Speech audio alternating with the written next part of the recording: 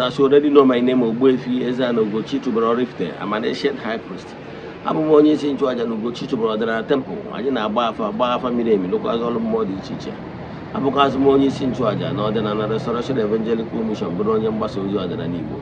So you can call me a priest or an evangelist. I will answer. My mission is to help people live better life.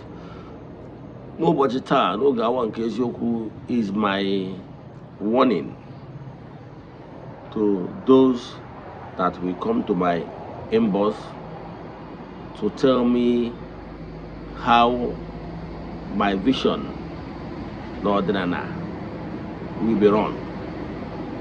Yes, you're not permitted. I have my vision, gbasara ọdịnala, and the right vision based on okwu agbọrọ m. Na mbụ onye ọdịnala does not mean na m ga-follow those outdated way of doing things. Ọdịnala believe na reform.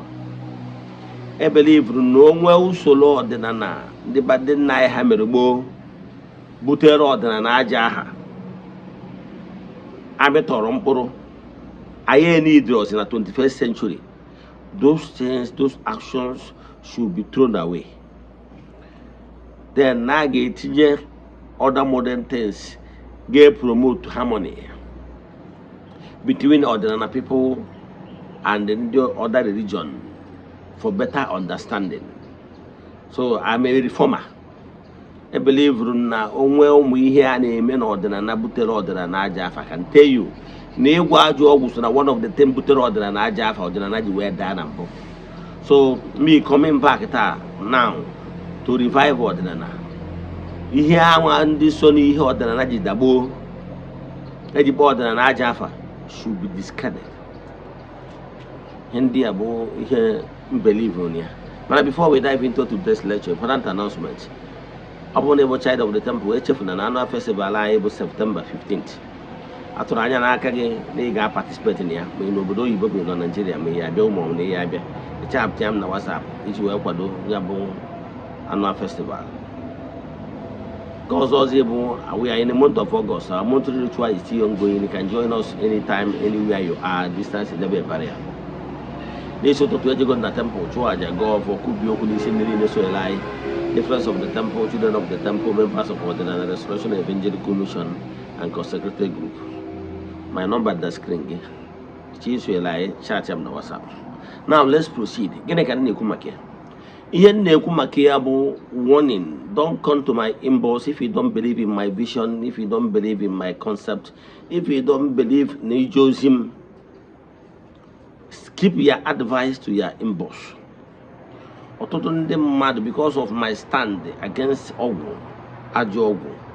Ọtụtụ ndị mmadụ believe that na for the fact na me believe on ọgwụ, na ma adrọk interested in ọgwụ. Onwere onye ọbụla ga-asị gị asị na ya ebenugo na Ugochitubelu na temple nye ọgwụ, nye ihe ọ ga na-elekwa elekwa. Not possible. Ịghọtara ya? And anyị enwekwa ihe anyị na-elekwa elekwa. Ihe anyị na-aga ọ bụ mmụọ. Ịghọtara ya? Ya bụ, ọ bụrụ na ị believe na my own vision na okwu, keep your own advice.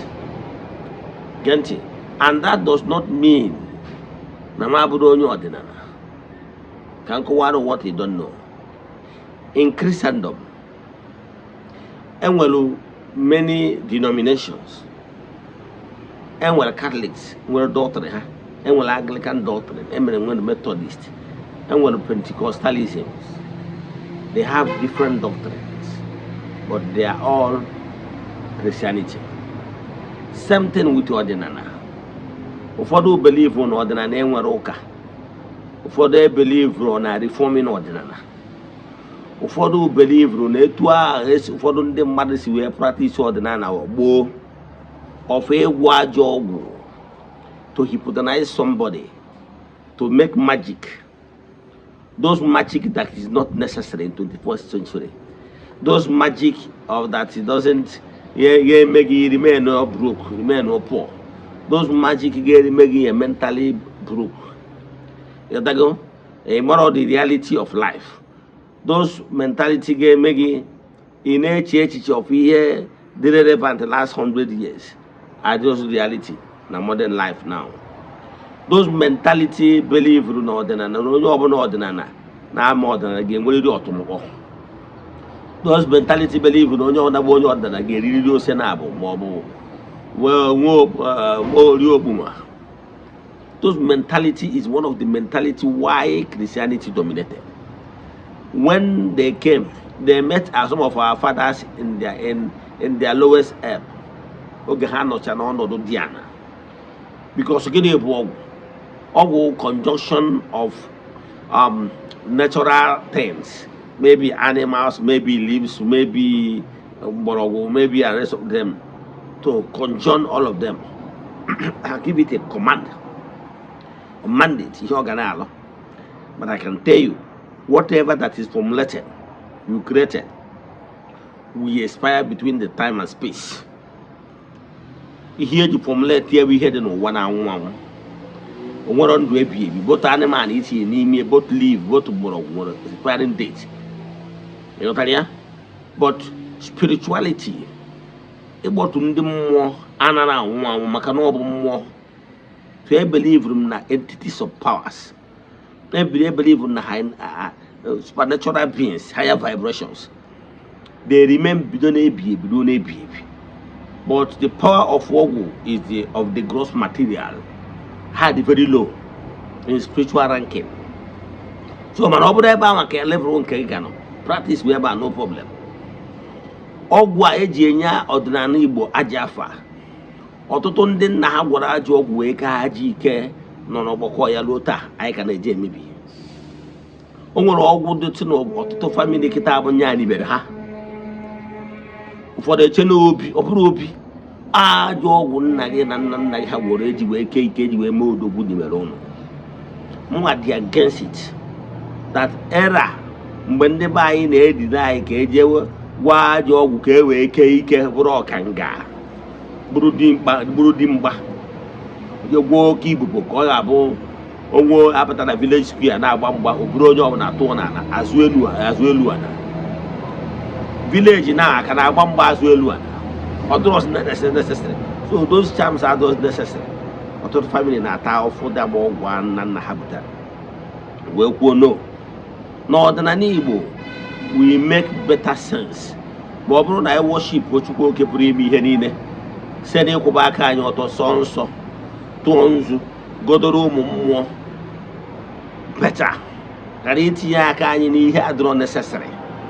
It go by your gabe, which I choga floor. We never subunam. West no. Now get reform some of those things are not necessary. Because all you need now, what to family, none of Boko, Ajo won Nahamon, none Hawal. In our habatan ordinary, Hana Sagi Chokana Chigana yesteryears. Imwe ihe ọgwụ mere na befa mana ha na-akpọzi ha na-akpọ ọdịnala mana ha mụrụ na ọ bụrụ ọdịnala isef butere ha nsogbu n'aja ọgwụ nna ha ji wee ke ike ọhịa nna achọ ka nkọwa chọm ka nkọwa wepụ ata na ọka. So you don't have any right ịgwa m na mbụrụ na mbụ onye ọdịnala m kwesịrị ịda agwọ ọgwụ na mama castigate ọgwụ. Ana m achọ ịkọwala gị based on somebody with higher vision, higher knowledge. Yes. Onwere ihe ọbụla ị ga-agwa m gbasara spirituality ejego mfa anụgo m na theology under priesthood. You know, then during the time nọ na charismatic Bible society and na-eme ụmụ ihe ndị nọrọ ya during the time nọ into so many things nọrọ ya more of my experience. So I had vast knowledge in here basalo spirituality. Yes, apart can dive into it, but I can tell you, na me bugo mumini ukubomirenta before I'm better not than Igbo. So yeah, I'm going to vast here basalo spirituality and the practices. My actually can mention about. So now me henji where no pokum so we no than I can go on the mother. Kabande follow nanya. So na I don't like my vision or how say leading them mother back to genuine Igbo spirituality and one of the percussion. Because when you tumble into this war wunka debe, dibia was also dibia. Have you thought about the consequences to your family and their children? Man, nobody believe in you continue. I need even daughter. I need a man on the said denomination. So when our own denomination is promoting or so be it. I wish you the best. And my own denomination believe in Aja, believe in Esonso, and they believe in a connection to higher vibrations. The higher entities.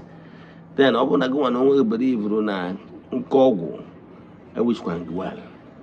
Oh, Bosenta, I told no orange. When I'm Macheko Warage, don't expect every ordinary person to wear the concept of in on your own denomination of free work.